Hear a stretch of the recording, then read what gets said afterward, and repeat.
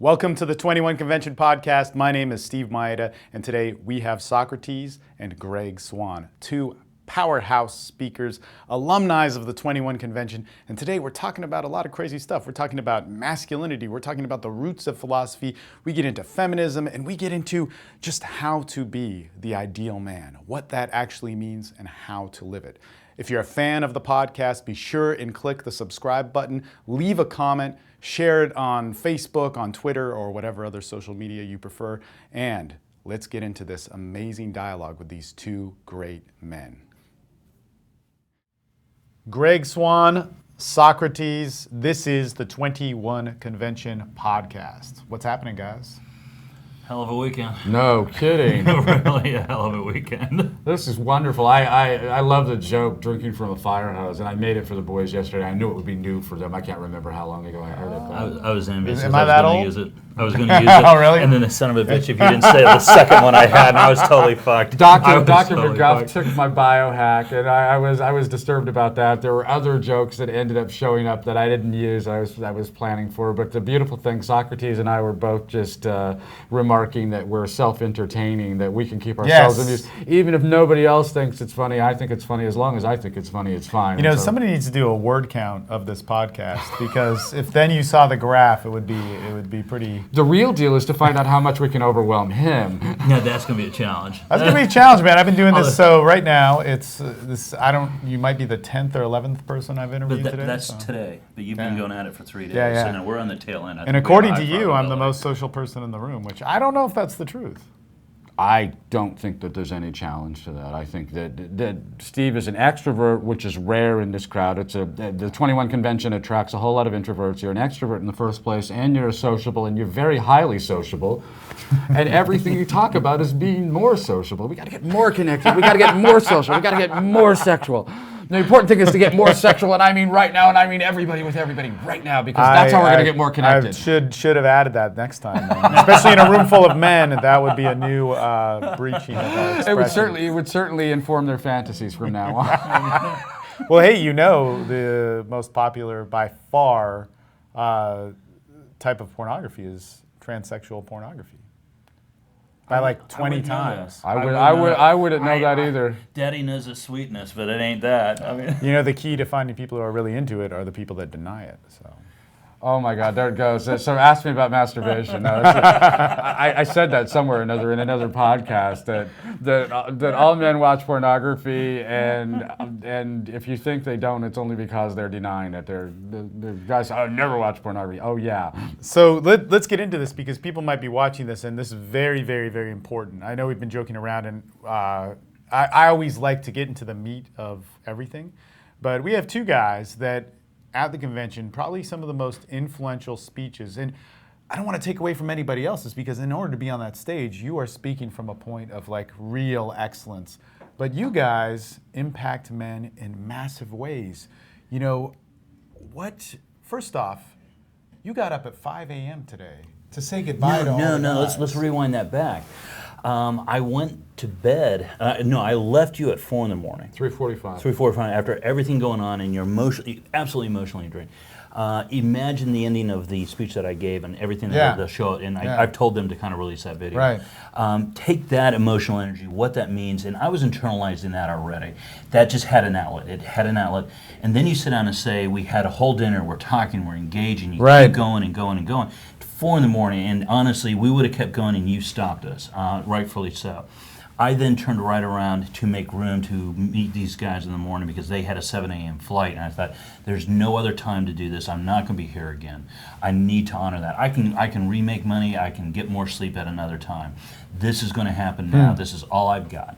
Let's grab it. The other thing is, I also know that had we tried to meet it for lunch or dinner or anything else, so many things are taking place. You're just throwing it in the current. So, you get up at 5 in the morning and you just keep going. You make room for what's important. And so that is an action, but the purpose, the philosophy behind that action is that, God, these men, these people that are in this awesome force of life, this great expression of themselves, because in my opinion, this 21 Convention was the best balance of speakers and attendees? I mean, everybody was on the same wavelength, or almost everybody. It was pretty amazing. The dialogue was incredible. Yes. The dialogue was incredible. You could relate to. And so why is that important? Why is that necessary right now with men who are in this movement of change? Oh Lord, because I don't think it's being expressed.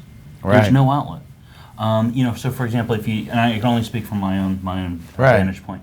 When I write, when I do these things, I'm in complete isolation, and many times I'm literally in the dark doing it because I prefer to work in the dark because I hate fluorescent lights. But I'm in the dark writing these things. I'm in the dark thinking about these things, and I'm not necessarily sharing these things directly with people. I don't know how this is going to be fielded or played. I mean, I can release a little bit here and there, and trust me, I test it out to a degree. But you don't know how it's going to be received until you put it out there. How does a product sell? How is it received? Then you know. And the 21 Convention is an incredible platform for testing that out, putting that out there, and having that returned. Yeah. You would think that, for example, my crowning achievement would have been the standing ovation I got. Yeah.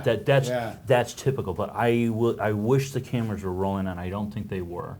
Was as I was getting off that stage, there was a line of men to embrace me. Right.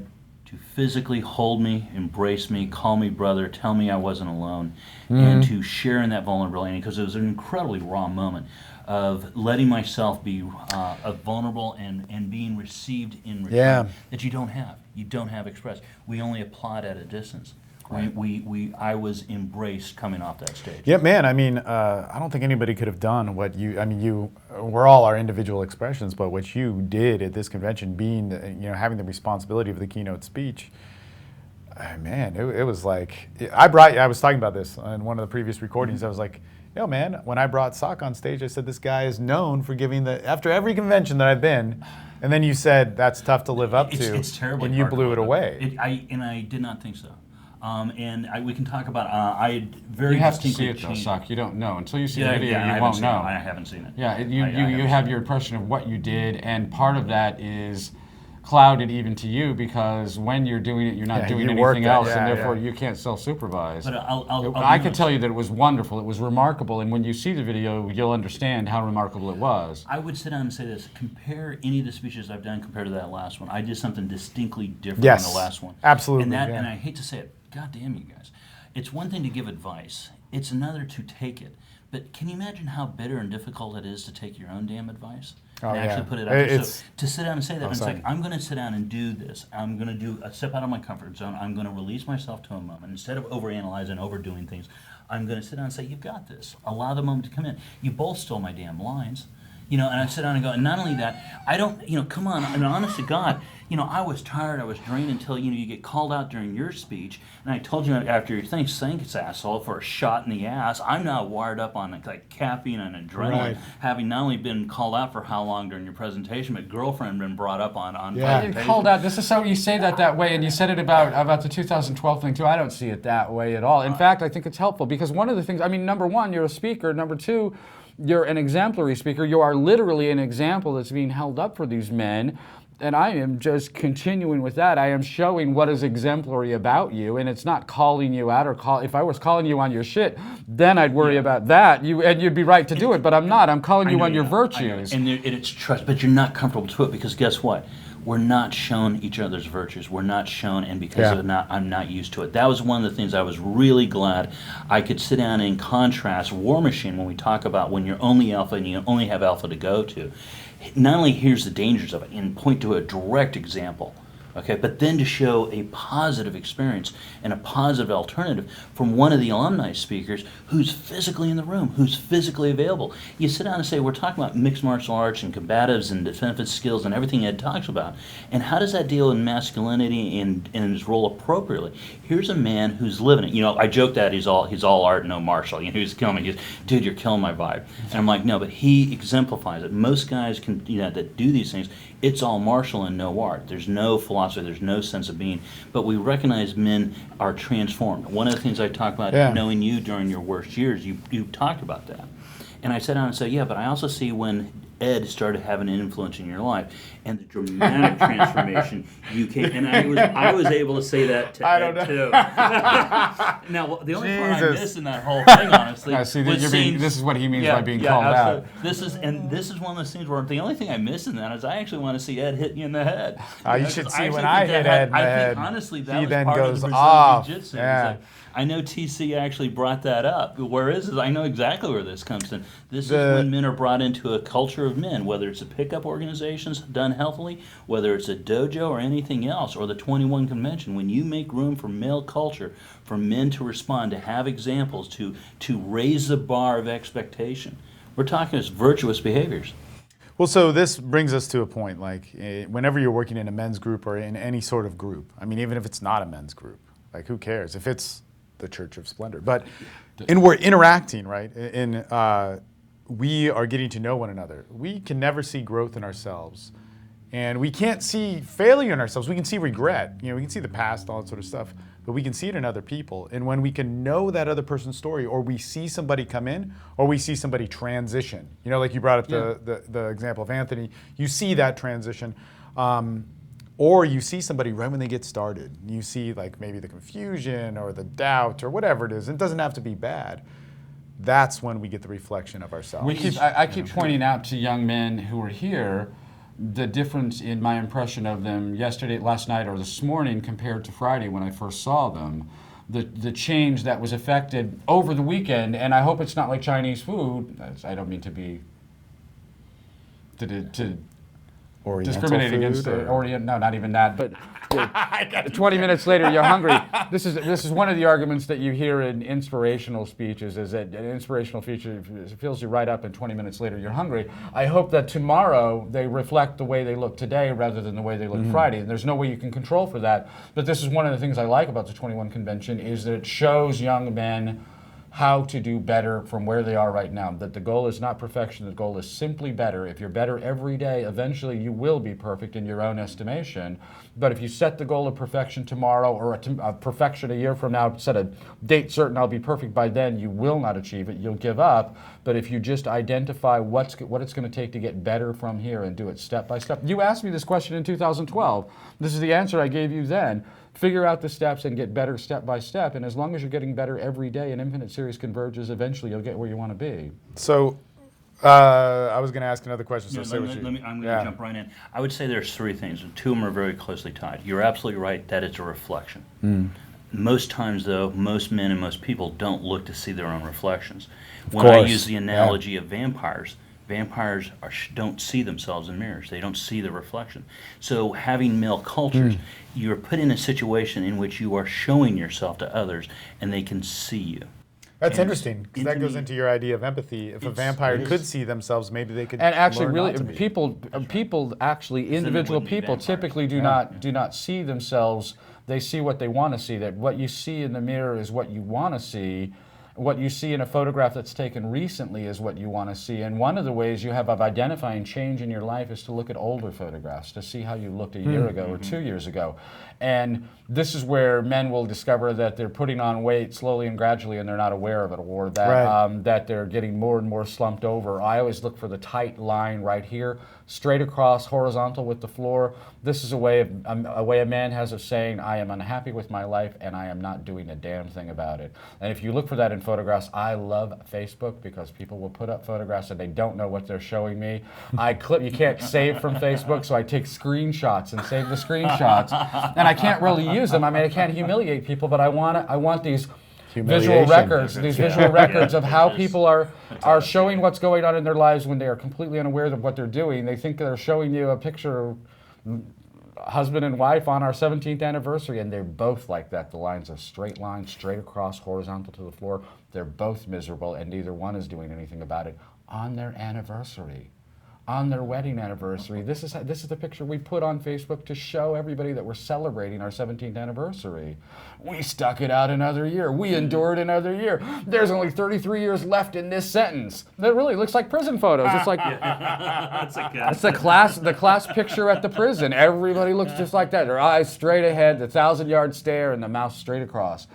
And this is one of the things you look for when you're looking at pictures of young boys. You want to know when a young boy hates his father, that's the face he's wearing. 1,000-yard stare and straight across.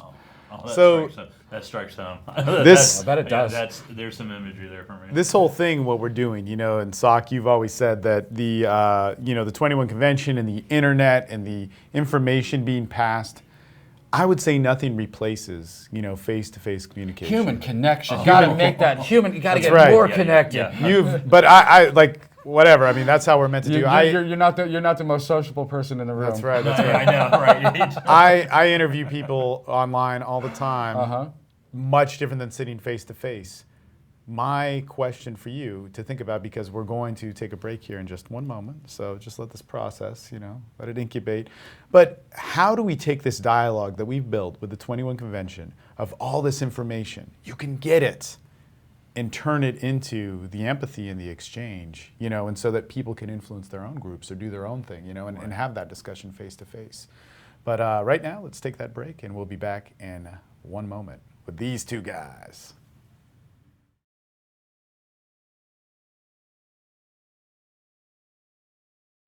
All right, we are back with the 21 Convention podcast with these two guys, Socrates, Greg Swan, and let's pick up where we left off.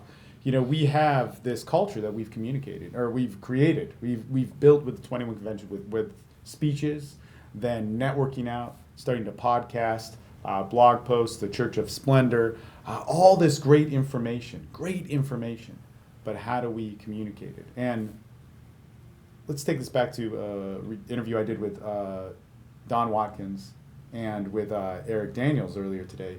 We were talking about philosophy. How does it express itself? This is actually interesting. Now I'm going to change to, this is a second take, and we screwed the first one, and you'll never get to see it. But thanks, Greg. well, of course, you were doing such a great job. I'm Like, completely that was remarkable. it was great. It was a callback. beautiful I was intro. like, holy shit! It goes right back. Where was my thought train on this? I know, and I know I'm never What going to is do it. my This, skill trained for with a Greg Swan in the room? I'm never going to do it the same way twice, and I'm always going to be completely transparent. You can count on me to tell you what's going on behind the scenes. But actually, I was talking to Don Watkins last night. Don Watkins is associated with the Ayn Rand Institute. Ayn Rand said her goal as a novelist was the projection of the ideal man. Projection is outside of your brain. It's outside of you, and there is no ideal man outside of you because that man is imaginary. The ideal man that you're thinking of when you're thinking of the ideal man is in here, and that's what I was talking to Don about. It's not the ideal man, it's the ideal Greg Swan, it's the ideal Socrates, it's the ideal Steve Mayetta, it's the ideal Don Watkins. That's kind of like the myth of the alpha male. Indeed it is, because you're attempting to emulate behaviors that you think by emulating these behaviors you'll become that guy, and you won't become that guy. You're never going to be not you. The question is, how do you become a better you? And that's what the 21 Convention is all about. And one of the things that Socrates and I were talking about last night, we were joined by Ali Khan for a while, one of the volunteers, very successful businessman in Northern California, has built a big business, very impressive entrepreneurial effort, and he's looking to escalate that to the next level. So he's not so much interested in men's issues, dating issues, relationship issues. He's interested in what he can do for his business. And because I'm perfectly willing to leap completely without any sort of support at all, I suggested a mastermind group, having never been involved with one, but the expert on mastermind groups was right there with us, and so we talked about how he could set up a mastermind group related to business when he gets back to California, both to improve his own skills and to help share what he knows with other men, other women for that matter, other people who are interested in doing better as business people. And that's really I've talked again and again and again to the men at the 21 Convention about getting involved with Toastmasters International, the speech club. There are 15,000 Toastmasters clubs all over the world. You go once a week. Typically you'll speak a 6-minute speech once a month, but often you will have speech responsibilities every week, and it's how to get over the social anxiety, the anxiety of speaking in public, how to learn how to prepare an address, how to make a persuasive address, how to get better and better.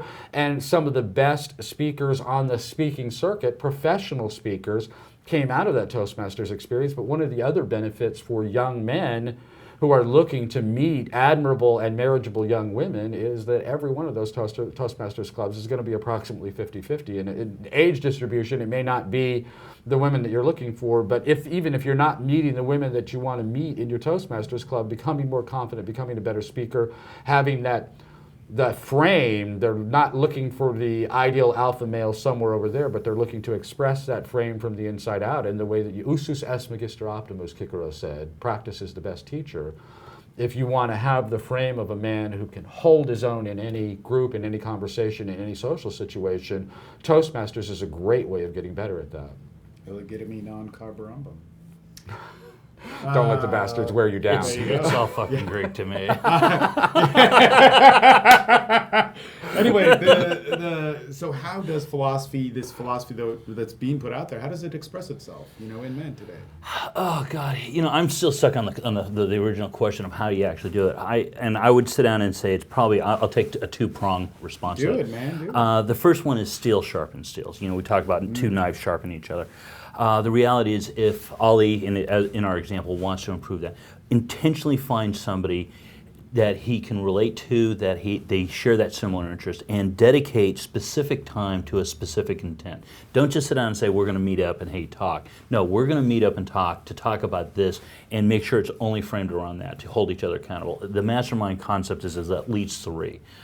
It grows. If you want a phenomenal example of what happens when you want to surround yourself with like-minded men, let's look at the 21 Convention.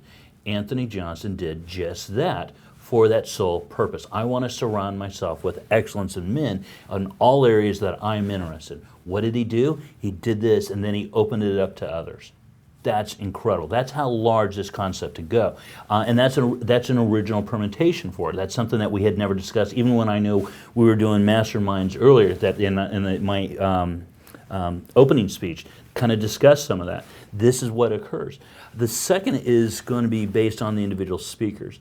We have to tell better stories. Mm-hmm. We have to tell better stories, and not just in an arbitrary way. We have to tell better personal stories. And Greg's going to hate this part. You're driven. Okay, you love the fact that I'm an introvert learning extrovert skills. Right.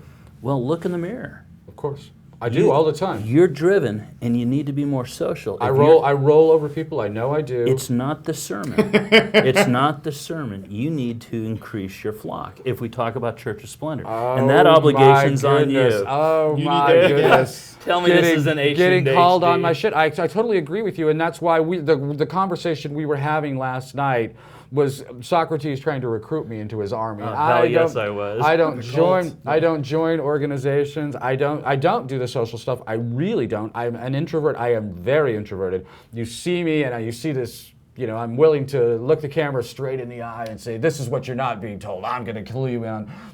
I'm being incandescent for driven purposes. I want to get into your head. And because I do, I know that the only way I'm going to get into your head is to penetrate it. I'm going to hit you like a nail gun. But it's not natural to me. I am an introvert. The easiest thing for me to be is alone. And if I'm alone for 14 days in a row, I was 4 months on the road last summer, away from my wife, which is terrible because I love my wife desperately and I love her phenomenally well. I love her frantically, like that. Not hitting her, no, but hitting that. And it was that part was horrible, but the other part was not at all. I'm in hotel rooms, dismal, cheap shit hotel rooms for 23 days at a time, and it was no problem to be that alone for that amount of time, except that I was lonely and my balls were blue. I'm trying to make him laugh. It's easy to make him laugh because he's so sociable. He likes to reward affection. I just do when I'm afraid of somebody. You're afraid of somebody? That chimpanzee reaction. He's afraid I'm going to want to hit it with him. This guy's been away from home for 5 days. Who knows what he'll do? But being alone like that is not a problem. And you're absolutely right. You're calling me on my shit, and I deserve it. But it's more than calling you on your shit. But I need to deliver. I know I need to deliver the goods. You need to deliver. And incandescent for driven purposes, not a problem. Cautious when I need to be for driven purposes, not a problem. Sociable for driven purposes, is that a problem? Oh, we'll take this offline. I can give you more feedback. But last night... You can say whatever you want. You can always say whatever you want to me. There is no wrong answer, dude. I know that, but last night was truly not so much just a recruiting drive. It was a recruiting drive. But it's more than just a recruiting drive. I'm not recruiting to have people go forward. I'm recruiting, essentially what you got was a preparatory command, you got a warning order, this is where I'm going. I'm telling you, this is what we have in front of us, this is our objective, this is why it's important. Now follow me. Exactly. I'm going to go over the top. He Follow says, me. once more unto the breach. breach. Like, once more unto the breach. And if the men follow, he's a leader. And if the men shoot him in the back, he's a casualty. And I get a hero's funeral, right? I think that was the phrase. with a posthumous Bronze Star. and you Yeah, know what? he was a hero. I'll take it because, here it is. I live my values and I'm willing to die for that. And you're absolutely right. You are absolutely right. And a number of the men asked, have you ever considered coaching? Absolutely not. Are you kidding me? I love talking to you now because I know it's going to end. There's your comfort zone. I and know. There's where you need to go. I know it's going to end. That's Exactly. where you need to go. It's not growth if it's not painful. You could say the same thing about yourself. Oh, hell yeah. It is. Why aren't Oh, you yeah. promoting in this? Or like, You're how absolutely is right. it- No, you're absolutely right. And that's what he's up to. You're That's what we absolutely were right. talking You're about, is for absolutely both right. of us to rise to the challenge that we're issuing to other people. This is something which is amazing because, again, you have moving speeches, but online, it doesn't have the same I presence. intentionally stayed small. I stayed small. I try to be But anonymous. and this is what's interesting is, I think there's beauty in anonymity, but I really think that Safety there. No. I think that there's a level of honesty that can come out of it when we can come Oh, yeah. together as men as equals rather than men as our identity. That it's so much better. If I could Actually, see I think that the speaker audience paradigm is not. It's helpful to a degree, but it's not fully helpful. And that's one of the things I was bitching about the breaks with my wife because I hate to wait. Let's just keep moving. We'll take lunch. If you want another bottle of Driven, water, non-social. absolutely. Yeah, we need to make the breaks bigger. But no, exactly. The breaks. People always say that. Oh, the action is in the hallways. No, Yeah, if the it action is in the hallways, I could it's stay in the home. hallway. No, the action is what? The action is between the words in the book. No, the spaces are there to separate the Romans didn't separate words. They didn't use word spaces. it just went. They didn't use a hyphen at the end of the line. So comfortable with Latin, just a machine gun of thought. I can't read it that way, but they could. They could read it that way. They didn't need word spaces. They didn't need Read punctuation. faster because of it. And all capitals, upper and lower case helps you read. But no, the interaction between the presentations is valuable because then it's equal, as opposed to being lecturer audience. That lecturer audience and hero acolyte, hero flock, and that's a bad thing too. One of the things I kept saying to the volunteers is each one of you should be making what? I have no presentation. No, you should be making a presentation. I don't have a presentation. You know what? I'm going to put you in front of a microphone, and you're either going to fold or you're going to play. And if you play, you made a presentation. That actually, unconferencing, the idea of unconferencing, everybody sits in a circle, and maybe I agree. there's a basketball, you're holding the Yeah. basketball, you're speaking, when you're done, you throw it to somebody else, and who you threw it to is who Yeah. you want to hear from next. And that actually maybe is an It builds a afternoon. totally different culture. Yeah. It is. I am a part of more men's groups like that that are more influential, which influence my teaching massively. I think it would help so many people if they did that. But I want to interrupt, guys. Masculinity, all right? We have this thing, masculinity. We're men. We have to think about it. I believe it's completed when we interact with femininity. We come back to some sort of one. Got to get social, got to get It's sexual, social. got to What? get connected. Got to get sexual, actually. Two different Got to things have a come together to make refraction new period, though, thing. Steve. You can't do it continuously. But- You got to have a refraction Oh, yeah. period. Everything ebbs and flows. Everything ebbs and flows. But when man and woman come together as one, what are the things keeping that separate?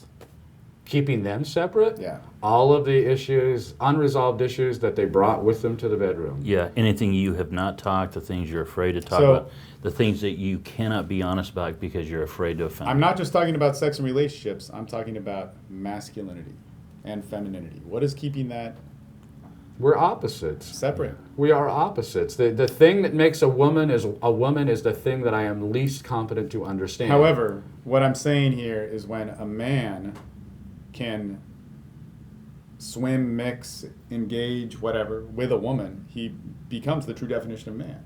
Oh, I when a agree. woman- No, actually, when a man and becomes vice a versa. father and follows through on his fatherhood, that's when he's living So up to what his keeps masculinity. that separate? What keeps it from happening? Yeah. All kinds of different things. Sock is a better authority on this than I am, but why don't you let him talk? Well, okay. You're right. You're right. But I will finish this in order not to be dominated by you, son of a bitch. No, We had Get on agreement, all a fours. contract. We came in, I had a certain amount of time. You're over. Word count. We're living in a culture that is attempting to become a matriarchal society. Matriarchal societies don't exist. They do not exist.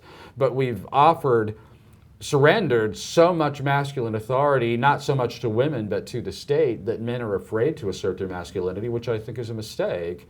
And it wrecks their relationships before they're even fully made, because the man isn't confident enough to assert his masculine authority in that relationship and say, we're making love because I am leading us to that ecstasy. And once you get there, then you're in that end-loving state. I call it end-loving. When you're playing with your dog to the extent that all you're doing is playing with your dog, you are in loving with your dog is in loving with you. You're not acting to express your love. He's not receiving your love. He's not expressing his love. You're not receiving his love. You are in loving together. You're both doing the same thing, and you're doing it together, and you're not aware of doing anything else. And that's what you're doing when you're ideally making love with your wife. I'm not concerned with any other woman. When you're making love with your wife, you are in that in loving state. And if you are, it's like an orb of endless energy. It's like swimming in hot butterscotch. I don't know how to describe it. It's perfect. It's perfect, and it doesn't last forever, alas. But while it lasts, it's wonderful and perfect. And what you come away with from that is something that continues to glow on afterward. There's an afterglow in that refraction period, but that glow can persist until the next time you come together to do it again. And you can be making love that way all the time. You're only making love, you're only hitting it every so often, but if you're making love all the time, then you're constantly in that state of in-loving. And when you get to that level of ecstasy, I don't think there's anything better than that. So now Socrates can tell me why I'm wrong. Before you get started, actually, let's take a quick break for this commercial. Contract violations. We're taking this shit out. Okay, gross violation. Gross violations. My people are That's exactly right. I'm just going to go away anyway. Just a cut-out image of him. Driven's breakup by flight. I'll be gone. Or by combat. Cautious breakup by combat. What's it going to take? I gotcha. As in Roman times, this is anti-Greg Swan, and this is Socrates. Part 3 of our interview. Hey, what completes masculinity? Oh, God. Completed where we're talking about what separates masculinity. Yeah, what separates. All right, just make sure I'm still on target. Yeah. Honestly, what happens is anything that interferes with biology. And those are going to be the cultural factors. I know I really hammered the biological factors pretty freaking heavy. Yeah. Really heavy, because I think they're highly overemphasized in our society, and we don't value the cultural elements. But what I think ultimately happens is culture does get into our head. We start having to try to manifest ideas and concept of what is masculinity means and how do I represent that. And ultimately, I think we can let a lot of that go and embrace, I kind of understand it's cheesy, but true intimacy, and it's paraphrased by saying, into me see. And if you are truly naked and raw and vulnerable and just me, whatever that is, whatever form that takes, there's nothing interfering with that, nothing corrupting that. It is flawless, it is me. Okay, whether I'm male or female, whether I'm heterosexual or I'm gay, whether and I said I'm male or female, I could be transgendered. We can just know that's natural. As an architect, I recognize one of the greatest threats to architecture isn't a critic; it's nature. Ultimately, water will win. And my job as an architect is to make sure that doesn't happen in my lifetime, not my clients, but mine. But you sit down and say, okay, if I firmly believe nature will win, all this will self-correct one way or another. Right.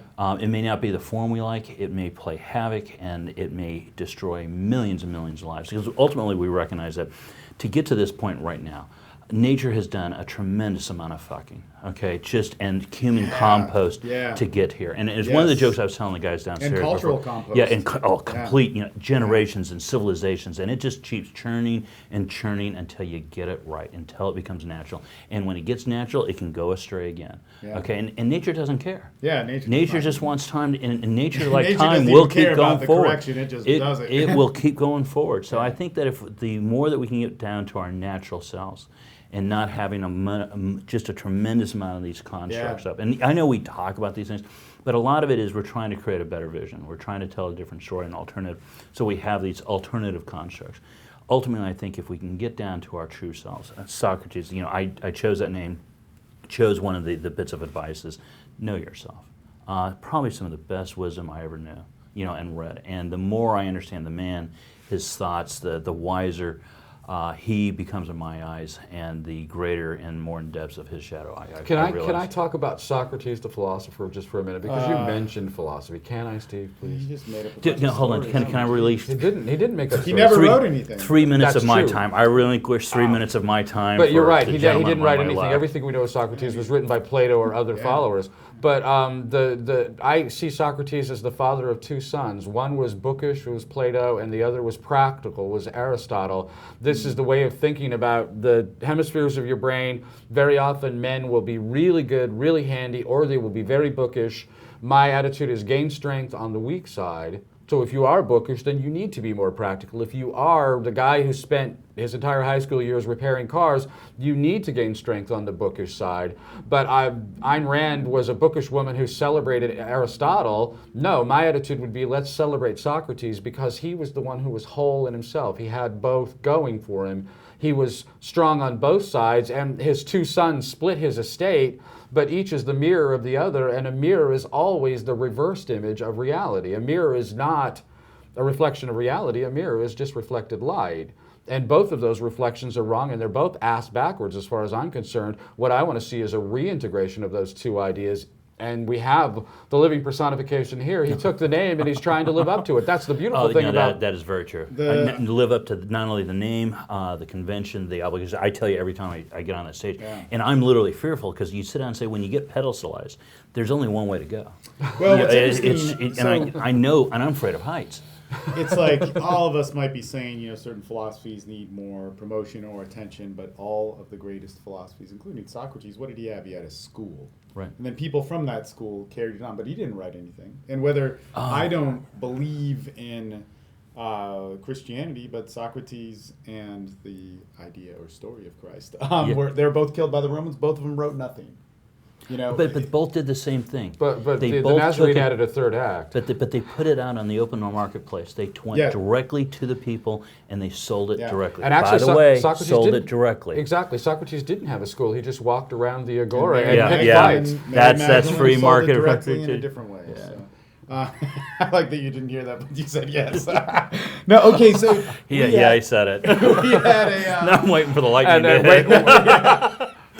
wait till the wife hears it. Everybody watching this. Yeah. Maria's going to love you for that one. Kill me, so anyway, that cross in our room is going to have a different use. But anyway, Or the one that was intended. Okay, so the I didn't realize you were a hanger. I thought you were a nailer.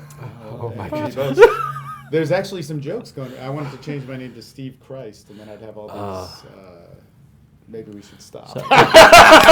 We've gone Get on your knees not for this Christ. moment break. Yeah, You've never been nailed until you've been nailed by Steve Christ. Oh goodness. Wow. Don't That's a pickup line. Like It Sasha really is. did. It really It is. starts with a pickup line. My name is a pickup line. This is a very, very well. That's actually not his real name. You're kidding me, really? Day Game is not his. It's not. No, I never knew. I would not have guessed that. Let's bring it back. Sorry to take it into the gutter. But okay, so we at this convention, I heard a lot of background noise about feminism, and you can't run from it. I actually love sharing that topic with you guys because you guys have a lot to say. But I think when women are that extreme, they're not speaking a language. I think when men are that extreme, they're not speaking a big language. How can we as men get more in touch with who we are and what we should be doing, rather than listening to these extreme movements of the MRAs and then the feminists and all this confusion back and forth? Fatherhood. Every problem that we see out in the social world comes back to an underfathered generation, the second or third generation of underfathered American kids. And as far as I'm concerned, feminism exists to destroy fatherhood. That feminism is the women's auxiliary of the Marxist movement. It is part and parcel of Marxism. And Marxism wants to undermine all social institutions, but the perfect social institution to undermine is the family. And the way you undermine the family is remove the father. And this is what feminism, whatever goals feminists insist they're seeking, what they have successfully done is remove fathers from the family. And an unfathered family is an arm of the state, because mom and the kids have nowhere else to turn but to the state, whether it's family court or the welfare system. One way or another, they become yet another agency of the state because they have nowhere else to go. Our civilization was built by hoplite Greeks, by fathers, serious, dedicated fathers who were fully married, fully committed to their children, fully committed to their lands, and if necessary, they would fight to defend their lands, and if they needed to defend their territory, they would join together in phalanxes and fight as armies to repel invaders. This is the story of the 300, a wonderful movie from Indice if you want to see masculinity at its finest. But I think that's what feminism is, and if people want to send me hate mail about that, feel free. I'm easy to find. I'm not going to give you my email address, but just Google Greg Swan. You'll find me. I'm not trying to be confrontational or provocative. I'm trying to defend fatherhood, because that's what's going to repair civilization. I mean, what I hear you saying is an enforced culture. That's the alternative. A terrible thing. Well, right? no, that's the alternative to father-led homes. There is no alternative to father-led homes except tyranny, and it may not happen right away, but if you're moving toward tyranny, eventually you get to North Korea. Well, and I'd say we have clear examples of where that's heading. Now, I'll say two major prongs on thoughts. I'm normally very vocal against feminism. I find it just a heinous, immoral proposition. It's for a number of reasons. But I would sit down and say the phenomenal thing about the 21 Convention is James Marshall's speech covered a lot about feminism. Mm-hmm. I was directly offended by some of the things he said. I thought they were outrageous. I found them repugnant. I had an opportunity to address that in the hallway, remarkably enough. And not necessarily I was directing him, it was a question, but we're standing together literally. Yeah. And for the first time, and I know many times guys who deal with human rights issues or any of those things where you talk about things, we're just not heard. And that's our biggest, we're just simply, and so I literally spoke at length because the Jameses were there, the Jameses and Nick Sparks, and all six foot monsters, I know. So you came right up on the tail end of that. So James McLean was literally asking, well, tell me about this, and the story led directly to these things. And I had to acknowledge James Marshall and some of the things he did, absolutely very, very clear, and he was right. But he did something a feminist never has done before with me. I've never experienced before. He listened. Right. He truly listened. Now, I don't know what he was thinking, but I don't care, okay?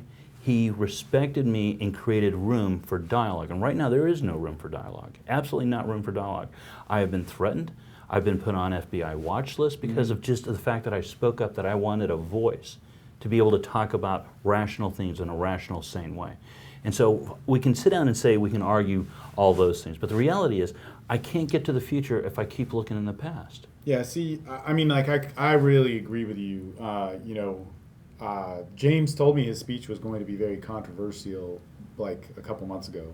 And so I was interested to hear. I think that the more anything is seen as a black and white, then it can't be social. That the gray area is what makes life work. And so I was talking earlier, like I did this documentary when I was 26 or 7 or whatever. And, actually it was before I got involved in any of this, and I wanted to know about American culture. I interviewed all these people, all these authors that I liked. I was actually pretty disappointed with what I saw from them, these academics, these like heroes, like, there was no 21 Convention to seek out with all these great minds coming together. And I was like, fuck. And so then I started interviewing everybody else, and I'd interview these crazy, these people that I didn't agree with. People that were saying something that was like racist stuff, and like, just like talking about, well, my family, but when I sat and talked to them, I could understand them. And then I would be like, okay, yeah, I don't agree with hating black people, but we can talk and interact and have a discussion. It was so meaningful. Mm-hmm. And then these guys that were like Israel and Palestine or whatever it was, I could not have a conversation with. And so I think that's such an important One of the things that I say all the time, and I don't live up to it enough, is that no one was ever scolded or scorned into better behavior. That if you want better behavior, reward better behavior. If you want to yell at people and put them in their place, they will hide from you. They won't behave better. They'll just hide their bad behavior from you. But if you're saying that you want to help men or women, for that matter, or children do better, the way that they're going to do better, catch your dog doing something right, catch your kid doing something right, catch your husband doing something right, ladies, because that's the way that everybody grows. You grow toward the better. You don't grow by killing weeds. You grow by cultivating better flowers. And I'll throw this on. My keynote speech Yeah. literally was designed with that intent. Don't look at the past. Right. Provide a better alternative and vision. And it's not just a vision. I actually was showing a reality. So I started and ended that presentation with that vision and reality, and I was given a concrete example of what I wanted, what I expected, and what I'm aspiring to, and helping lead that movement too. I'm not sitting down and combating anything. I'm saying provide a better alternative. In And here two it is. sentences, what message would you leave us with? Oh, now you put me on the spot.